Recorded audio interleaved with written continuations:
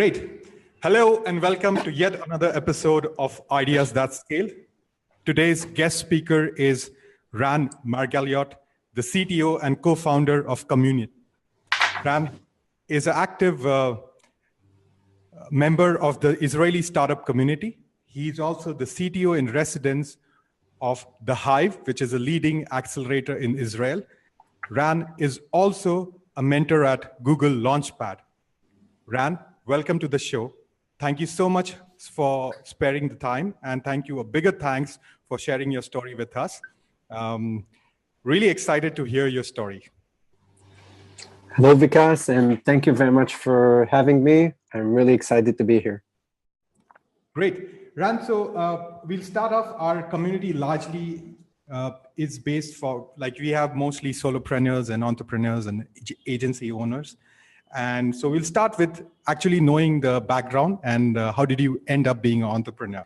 So the first question is, how did you get to your first idea when you said, like, hey, entrepreneurship is the path I want to take, is the lifestyle that I want to take? How did you get to that idea? Awesome.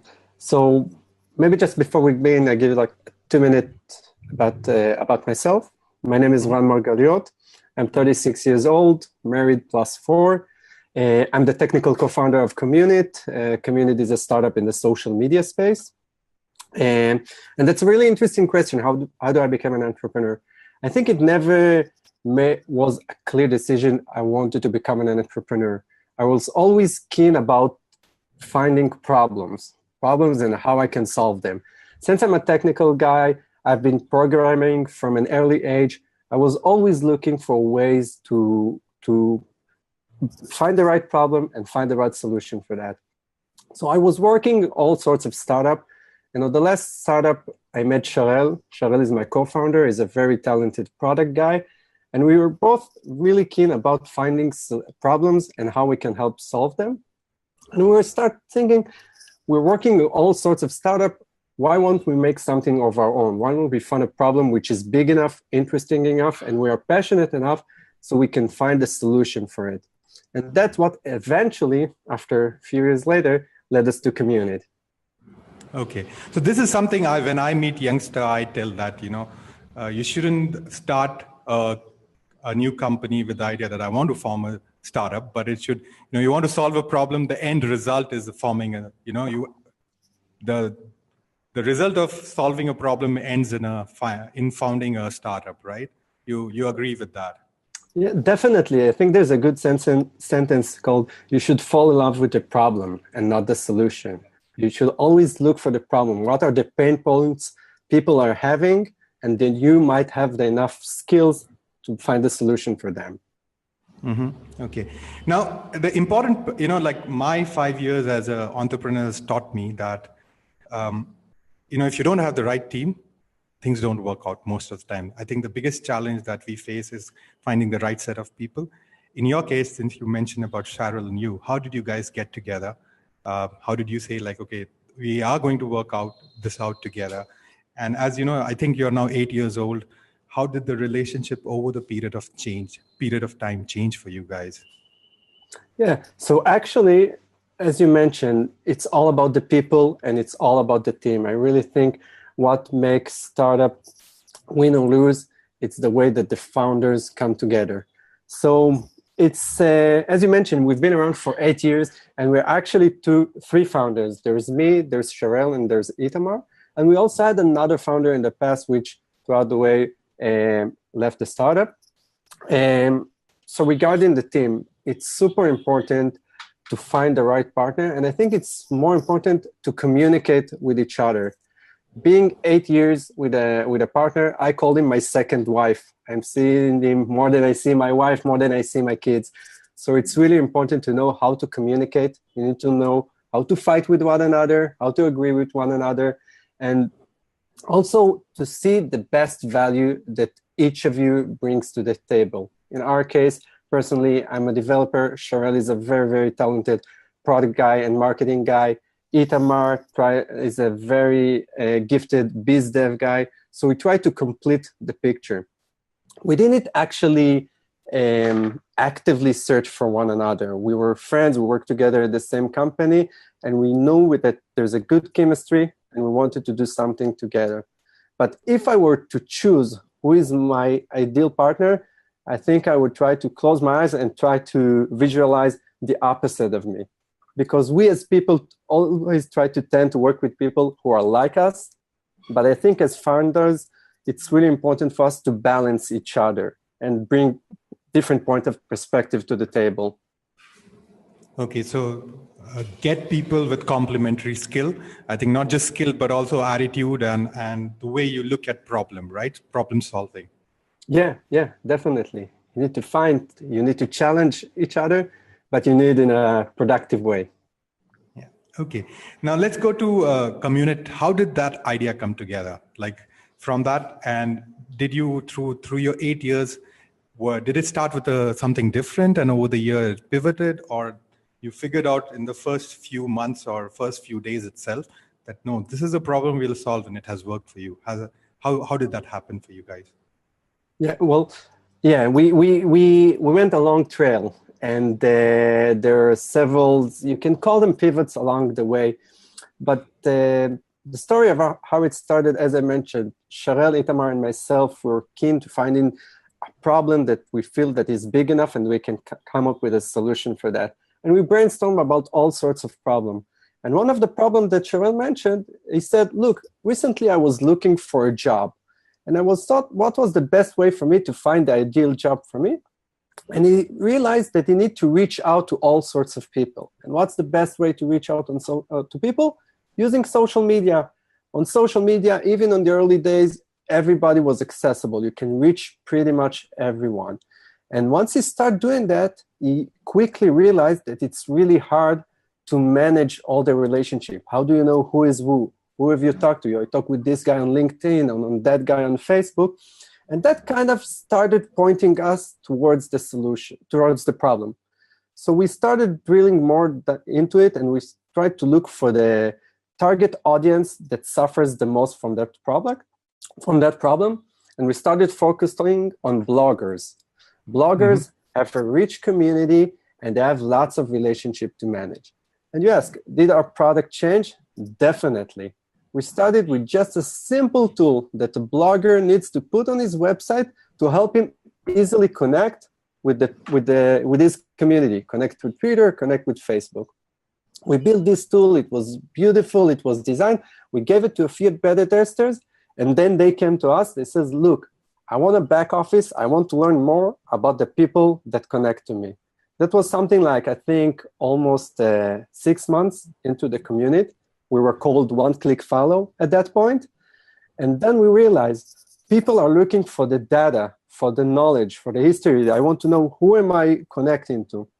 And then we started pivoting to kind of what would later on became kind of a social media dashboard. So if I want to take the process and look at it at a higher level, we try to focus on the problem, find the target audience who suffered from the problem the most, and listen to them. We gave them a beta, we listened to them, and from then, after 6 months and almost a year, came the aha moment, which the value that we need to give in order to solve the problem wasn't on the front end of connecting with the people, but on the back end of getting all the data and who you're connecting with, the engagement history, and how to build meaningful relationship on social media. Okay, so just to summarize, so it is like you won't get success at your first attempt. No, you need definitely not. And also you need to constantly listen to your set of customers and find the real pain point. Your 0 point might not be the actual pain point of the end user. Yeah. You need to keep listening to customers and finding exactly if the problem you see, how they perceive it and how they feel it.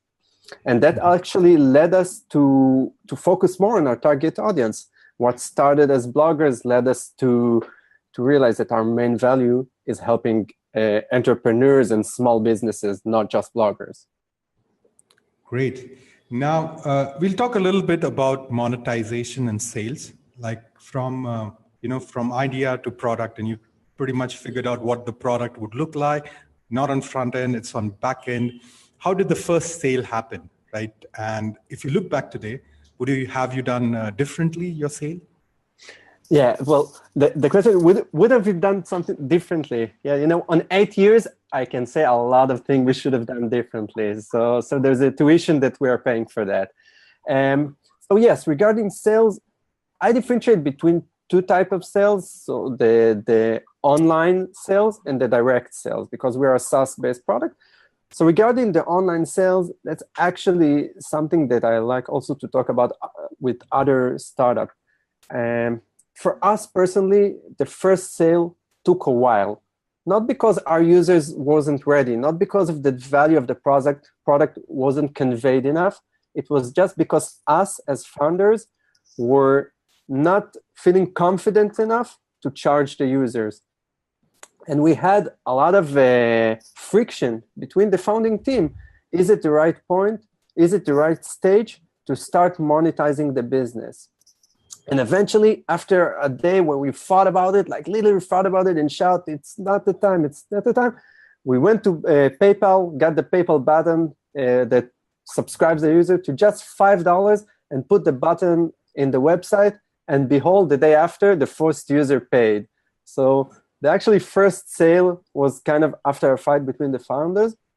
You ask if I would have done things differently? Yes, for sure. I would monetize much, much sooner. For me, as a bootstrap startup, a profitable bootstrap startup that's running for 8 years now, I think B2B startup should monetize fast. That's the best way to measure value. Your sales is not just an income source, but it's also your way to measure the value that you give into your users. Great. I think that's something that we took a long while to start monetizing it. I would also go back and say it's the best when people put even a penny, they really want it, only then they will put, right? Yeah. Now from monetization, choosing to monetize, like you said, you put a PayPal button. What were the different models you actually tried to monetize, right? Was it, let's say it could be monthly subscription, it's annual. How did you, and then pinpoint and said okay, this is the price point, which is good, where people see value. How did you do that? Well, it's kind of a trick question, because I don't even know if the model that we currently have is the right model. We measure everything. We are very keen about A/B testing, and we like to measure everything. And we also experiment with the business models. We have tiers with discount and without discount, with trial or without trial, with money back and without money back. And I think that's the way to go through it. You need to measure everything, and you need to experiment with that. So I'm not sure there's a golden path to reach out to, but you need just to measure everything, be very, very data-driven, and to experiment. That's the best way. If users are paying for that more, great. That's the course that you need to be taking. Great. Yeah, I'll try to draw a parallel to what we also did. Was initially we were not capturing all the data, but slowly as we moved, we try to capture data at every point and try to figure out where the bottleneck lies, right? And data will only come with process. So one of the things that I also talk about is process. If you don't have process, you don't capture data, you don't try to make sense out of it. How important is the process at your team? How do you guys, how process driven you guys are? I'm not sure we completely find the best way to do it, but I think what drives the entire company is first be aligned on the KPI. What is the main metrics that the business is running on? On our business, there are two main KPIs, which is number of users that are registered daily and number of people who actually pay daily. So first you need to have the entire team, from the developers, through the designers, through the sales team, to the product guys, know this is what the company is measured on. We have a big screen displaying those numbers every day. We have a daily mail showing that. So this is the first point of entry into the process. From that, everything is derived from that. For example, if a product comes up with a feature idea, we start with, okay, I think this is the feature this is the value it gives to the user, but this is how much they will pay for that. This is what we think, and we're going to start with experimenting with if they will pay for it. If the product comes with a feature and you say, I'm not sure the users will pay for that, then we probably won't move forward with this feature. We're very, very monetization driven, and we measure it. We'll start with the MVP of the feature, if we're not sure, MVP of the feature, but we'll ask users to pay for it, even if in the MVP level. Because if you see a user's paying for that, even a small amount, that means that you can put more investment into it. We can mature the feature and drill down into other specifics into it. But at first, we need to measure if users are actually paying for that. Great. So define your KPIs, and whenever you want to release something new, even try it out, even at the MVP. Don't wait for it to mature and then figure out that, well, users don't want to pay, right? Yeah, now, definitely. Build the MVP, the minimum viable product of the feature that you need to do, and measure the interaction of the users through it. How much are they paying for that? Great. Now, you've been a mentor, at two big places in Israel. Like if somebody, and you just mentioned that you also mentor really early stage kids, like, kids who are 13 years and 14 years old. Yeah. When somebody, a young guy comes with an idea, how do you do you have any framework that you recommend, or how do you tell them to figure out, this is a path that they should take? Like one is more towards being an entrepreneur, but second is also towards how do you form company, how do you form team, how do you what is that you recommend to them? Yeah, this is a tough question because from one hand, as you mentioned, I mentor in several programs, usually early stage startups, but I also think that not everybody should try to become an entrepreneur at such an early stage. I think there's a value in working in a company, understanding the mechanics, understanding how it works, and start building and preparing yourself towards the right point of actually jumping over and becoming an entrepreneur. Once you feel that you have the enough skills, there are lots of programs, there are accelerators and hubs that you can learn from. A lot of entrepreneurs like to help other young entrepreneurs and getting them into the world.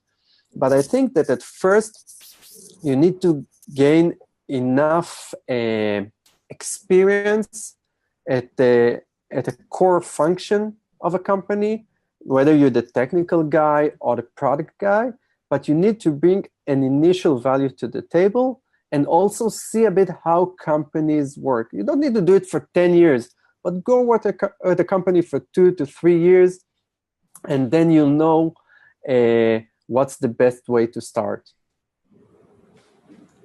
Great, Ran. So I think you talked about direct sale and also online sales. Since you've been in product side, you've seen how things, when you go to online sale these days, the product marketing and sales are very tied together, right? How do you think is the best way to develop a synergy between your product sales and marketing team? How do you get them together to think alike? And at the end, of course, KPIs, but also in terms of as a culture, how to build that? How would you recommend doing that? Yes. So as you mentioned, it starts with the KPI. Once you have everybody aligned, knowing how do we measure them, how are we measured as a company, we have a few things of how to keep the pulse running. For example, for us, we have a TV in the main hall of the company showing the most interesting KPI of the company. We have a weekly mail sent throughout the company that shows the progress in the KPIs. We also do a weekly think, which I think is very important. Once a week, all of the company gets together and everybody does a stand-up of saying what's it currently working on and how we think it can affect the KPIs. We are so keen about the KPI that, for example, every time a user pays to Community, all of the company gets a push notification to the phone. So it kind of begins like being the pulse of the company. If I don't hear my phone rings for several hours, then I know something is wrong with the system. Users are not paying. That's something I need, for me as a technical leader, I need to look into. So find the key KPI and make sure this is the language everybody's are talking. We think about it, we show it on TV, we have daily and weekly mails about it, and make sure everybody are aligned on how do they measure it. Great. I know you haven't been on the sales side, Ran, but my question is now going towards a little bit more on the sales side, is that, how do you suggest an early stage business must go about getting the first 100 customers? I think the first trajectory is important because that proves a lot of stuff, right? Yeah. It said, so that 100 people who are ready to pay, how do you go about, how do you fix on the channel? How do you fix on the pricing, different pricing model? How should somebody go about getting those first 100 customers? I think that from my experience, the first thing I would say is not to fear, because in our team, there is a lot of fear at the beginning. Is it too soon to monetize? Is it too soon to ask people for money? So don't fear. If you're bringing value to your customers, then start monetizing. I would start with really charging like a very, very minimum amount that you think is enough for the users to feel like they're getting value. I would also, as I mentioned before, I would experiment between different plans and different models. I know for a fact there isn't the right path. It keeps changing. As your company evolves, it keeps changing. And a different pricing model or a specific sales cycle which works at a specific time at the company can change throughout the time. So you need to keep experimenting and keep measuring. Data is very important in this stage and even in early stages of the company. You need to measure what people are using, how much they're paying, which plan bring the most value and the more ROI, and that's the course to iterate over it. Great. Now, again, for me, what I've seen is towards, you go up every company, every time you go across a stage, there's a trajectory, then you fall flat. It's almost like plateau, and you try to reinvent yourself, or you reposition yourself. Did you guys face that as well? Where? Yeah, well, we even had a few of a less optimistic scenario where you go over a trajectory and then you fall a bit, and then you need to rise up again. So yeah, especially in social media, you can see what's happening today. Social networks are changing. Our product is based on social media. We are based on Twitter and on Facebook, and you can see all the action that's going around with Facebook and Twitter, and even the changing of privacy. That affects our product and our ability to give value to the users. So yeah, you need to be very, very connected to your users and to the data, and try to find the curve before it begins. To see, okay, I'm starting to see a shift towards this point, how we can tackle it. We're seeing more and more users asking for this feature. You need to measure it, you need to feel it, you need to see throughout the user actions what users are feeling in using your product, and try to be ahead of the curve. Sometimes it works and sometimes it's not, and then it's all a matter of how fast your team can move. Great. And coming to team then, I have personally, we've raised some money. I went very fast with hiring and then realized, I haven't tried to build a culture at all. And so I took a step back. I took a few steps back and said hey, the first thing is to come on a common ground and define what we are and what we stand for. Is this something that you guys did from day one, or it's something that you built over a period of time? I think that's actually a great question, and the entire issue of culture in a company is something that it's talked of a lot in the startup scene. For us, being a first timer, I don't think we at the beginning took the time to really understand the cultural part. Especially being a bootstrap startup, we didn't have the funds, to compete and to create a culture that competes with other great companies that sits all around us. And I think our company culture formed by struggling together and building a reality together. And it now affects how we grow the team. We are now understand more what kind of qualities we need when hiring a new team member. We need to understand, since we're a bootstrap startup, we probably won't be able to invest in the employee as much as Google or Facebook, which lies near us. But instead, we can offer him being a more substantial part of the company and being in a more key role, because we are a very small company, so you'll be able to touch more things. So the company is something that was formed along the way, and only now we're trying to actually realize what are the people that are relevant to us in order to succeed. Great. And coming now, you brought the hiring topic, which is, I think, is something that a lot of people struggle and discover only over a period of time what is a. So when did you first hire your first employee? And from that to now, how has the process changed? Like, I remember when we raised our funding, I was just in I had the pressure of sales to happen. And I said, okay, come on, like whoever is coming, I'm going to find the best among them instead of going out and finding that this is the best one for me. So how did you guys do that? How did you hire your first employee? And when you look back, what changes have you brought into hiring? I think, sometimes you need also luck. So for us, luckily, one of the guys that we worked with in our previous startup was a very experienced team leader. And after Sharel and I left the startup, and we came to the point that we had enough funds to raise our first employee, we came to that guy and said, look, we're very nervous about hiring the first guy. We don't have a lot of money, or bootstrap. We took all of our saving and we want to hire an employee. How do we make sure that we get the right person? And he told us, look, you can interview the guy and everything, but give him an assignment. Give him an assignment to work at home.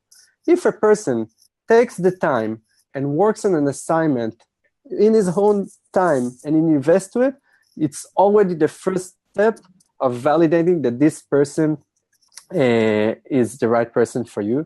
We took this tease throughout the way. Every position in the company, from the HR to a designer to a developer to a product, everybody gets to a task they can do at home at their own time, and they can really show off their skills. We're also doing, like the standard interview, the technical and the HR interview, but I think the main criteria for us is seeing how a person tackles a task in his own time. Great. I think we've introduced it over 3 quarters ago, when we also started giving assignment. In fact, we've gone a step ahead and we do a 15 days boot camp and make them aware, like this is what life will be. Now, since you've been on the tech side, Ran, my question is, personal struggle. I come from a very non-tech background, right? I was in shipping industry, and then now I'm running a tech startup. How would you recommend, if somebody has an idea around tech, how to acquaint themselves and find the tech founder, co-founder there? It was a big struggle for me, and I was very lucky, both at some time. But how do you go about acquainting yourself with the tech that you would need? That is one. And what is the structure around, for you? How do you develop your products normally?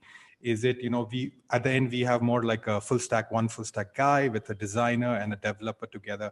We try to make the team really, really small so that they finish things faster. It's all about, again, KPIs that we monitor. How do you guys have structured, and while you have scaled, how that structuring has changed again? Yeah. Okay, so 2 parts of the question. So you ask about the technical guy. This is something that I hear a lot, and there's the good news and the bad news. So the bad news, it's a bit hard to find the technical co-founder. There's a lot of need for technical people who will waive their big salary and start work on a startup. The good news, though, is that technology became much, much more simpler over the years, and it's now much easier to form a startup. Like if your startup is something like a web-based or an app, it's much more easy to create it. So you don't need to find a co-founder, which is, I don't know, like a developer guru, ninja with 15 years of experience. No, you need the guy who knows how to work hard and knows how to find solution, and you have a good chemistry with, and you can run at it together. So for us, there are all sorts of meetup where you can find technical people, and you just need to know how to sell your idea. If you have an idea and you're looking for a technical guy, then you talked earlier about sales. Well, you need to sell your idea to your partners, and that's the best way to find the partner. Also, if you have someone that you have acquaintances in the past, if it's someone that you went to school with or you work with in the past, that's awesome. I met my co-founder at a startup that we worked together, and we formed from there. So other than that, attend meetup, attend co-founding meetups. These are great places to find people. But you need to be a good sales guy, because there's a lot of need for technical people. So I think that was the first part of the question. As for the second part of how to build the execution team and how we restructure that, I personally, as I mentioned, I think the technology today has become simpler. And I think it's today even more easier for developers to become full stack developers. I want developers to be able to touch every essence of our product, from the server to the pixels at the client side. I want them to feel the product. I don't want people who are building a small component in something and they don't feel the value for it. For us, the developers not just are full stack, they also are talking to users, they're doing support if needed. Everybody must be connected to the users and to the KPI. So we try to bring people who are versatile and see the big picture. Because the technical skill we can handle, we can help them, we can grow together. We try to get people who are at an early stage of their career, but they are very passionate. They are passionate about the users. They are passionate about the problem. We talked about it before. I want people to share the pain that I'm seeing, and they want to solve it. You don't know how to solve it? That's okay. We find out together. You teach me and I'll teach you. But that's the more important stuff. The technical skills today are very easy to master. It's very easy as long as you have the right passion for that. Yes, I think that's something that I tell during interview is that if you don't have a skill, we'll teach you. We'll learn together, like you said. But if you don't have fire in the belly, your bottom will get burnt. You can't teach passion. This is something that is very hard to teach. But you can other things that you can teach. You can learn together. It's easy. Yeah. Okay, Ran. So that ends the set of questions I had. So thanks for that. But we have some question on Facebook, and Ricardo from our group asks, what are the KPIs and how many KPIs do you monitor on a daily basis? Like, what are those key KPIs that you should focus on? Yeah, that's a great question. And that's actually something that we focused on a lot. And we keep experimenting with it. We're trying to always make sure that we're measuring the right stuff. So at Community, we have 3 company-level KPIs, which is the number of users who are registered, the number of upgrades, which are people who actually pay each day, and the number of downgrades. These are the high-level KPIs. Beneath that, I think there's a set of something like 20 KPIs, which are more department-related. For example, in the development team, we have KPIs of the server response time and the error rate. In the marketing team, we have KPIs for how many mails are saying, what the bounce rate, what's the open rate. In the product, we measure like the user engagement with new features and stuff like that. But these are more department-specific KPI. On the company level, we have 3 KPIs. Very simple. Ask everyone in my house, ask my wife, ask my parents. They know when my phone rings, a customer pays. That's how focused we are on that. Great. Deepika, you have any more questions? I haven't been able to follow. Yeah, I'm getting some questions on PM. So Angelina, she's asked that after how many weeks or months of you starting Communit did you get your first sale? And, what were, the requirements there? Like, what did you, what did you sell to them? Because since you pivoted as well. Yeah, so I talked about it a bit in the early part of the webinar. I think the first sale, it's kind of hard to put the finger exactly because we started working on Community like in part-time, and then it took some time till we got it to full-time. But I think the first sale took something like 6 months. But as I mentioned, it took relatively long, but not because the users weren't ready or the value wasn't conveyed to the user. It was because we as a founder were a bit hesitated to charge money from the users.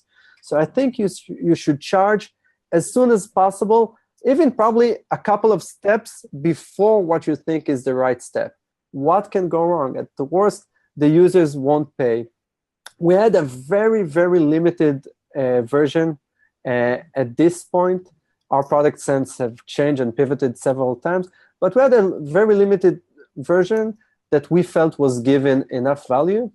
Looking in retrospect, even a few earlier version would have been sufficient to charge, I don't know, the first few users and start getting to see where is the correct value. Great. So the next question is from Vivek, and who asks, what are the process in place for you to handle outages? Like, how do you, in case of any things going wrong with server, how do you handle that with a smaller team? Yeah, so that's a painful matter because being a bootstrap company and being a small team that manage relatively a very big product and a very big user base, we need to see where do we focus. And we try to focus on giving value to our users. And to be honest, we're not building the most stable system, but we try to focus, the dev team mainly focused on value to the users.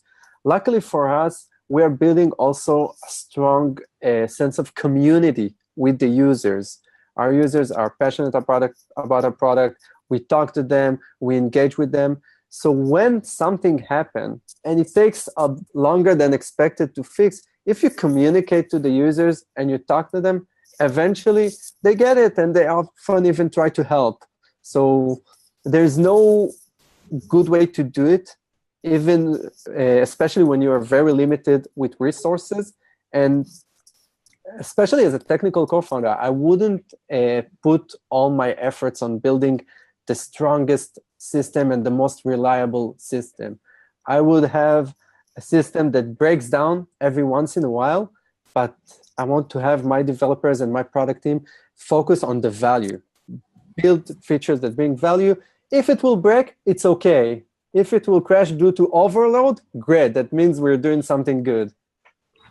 Yeah, that's a great answer to. Yeah. I think I have a question from Daniel.